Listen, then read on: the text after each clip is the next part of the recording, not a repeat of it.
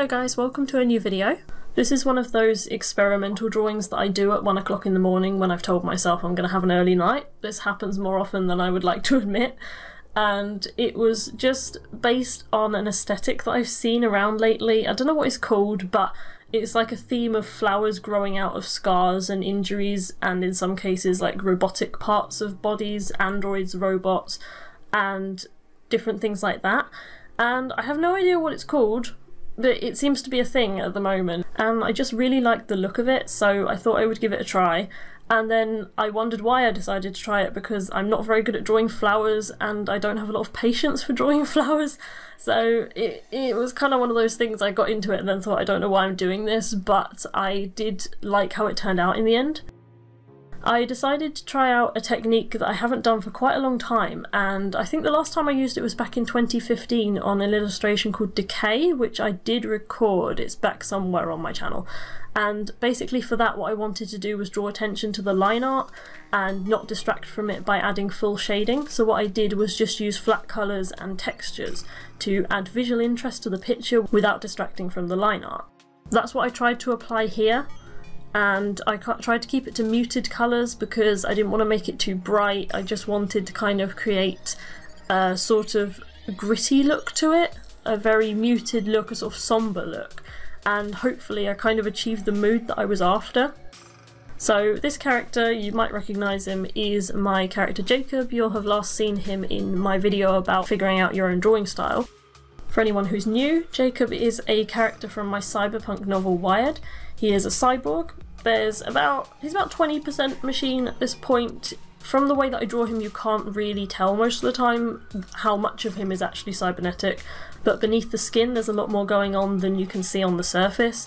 So much of the skin on his back and neck has cybernetics implanted into it. He's also got cerebral implants, one of his eyes is cybernetic, and so it was really fun to kind of explore combining that with organic imagery. I think that's really fun to do, to create that contrast. And so the textures kind of create an interesting look when most of the time when I draw him it's a very clean-cut digital look because of the genre of the project. But for this it kind of brings to mind a more vintage gritty look, which is the look that I was going for when I drew the old picture called Decay, which is kind of like a Victorian botanical style in a way. That's what I was drawing inspiration from. So that was a completely different genre, and for that I decided to try and draw that into this illustration and combine sci-fi with textures that brought to mind a more old-fashioned feel. And so I had a lot of fun with bringing those two ideas in together.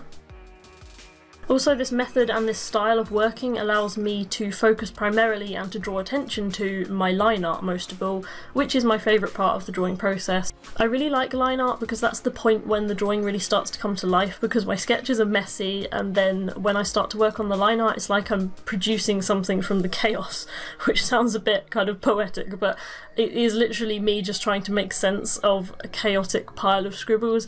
And so I really enjoy that part of the process, and then this way I get to kind of work with that and try and enhance just the line art without adding too much to the picture to complicate it.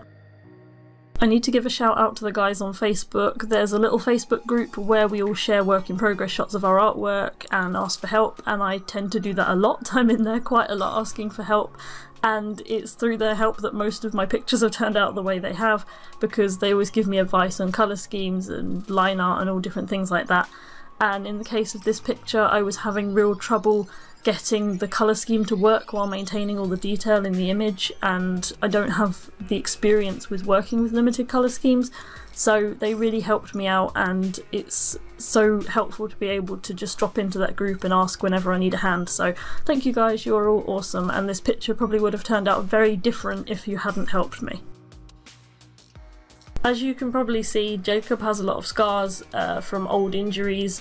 He's worked in the police force for 20 years, so he's got in quite a lot of scuffles, and I can't give you details of a lot of those injuries because they're plot secrets, but suffice to say, yeah, there's a lot of old wounds and so on, and so I really wanted to play with the concept of making the flowers grow out of all of those different scars and old injuries. So yeah, this isn't one of those drawings with like a deep backstory to it or anything like that. It's just something I did for the look, for the aesthetic, and I just kind of wanted to experiment and see how it looked. So hopefully you guys like the end result. I didn't quite draw Jacob skinny enough. He is supposed to be quite lanky, but I was distracted by working on the flowers, so he's not quite as lanky as he should have been, but hopefully you can forgive me for that.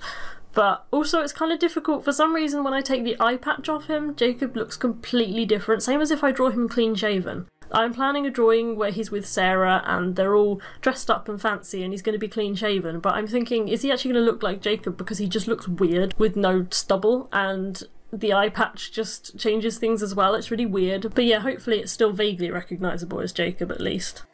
I'm going to have this as a print actually in my online store, and I will do an update video for when all of my new stock is up in my store, so you can check that out if you're interested, and hopefully you enjoy watching the process of this. So thank you for watching, and I will see you next time. Bye!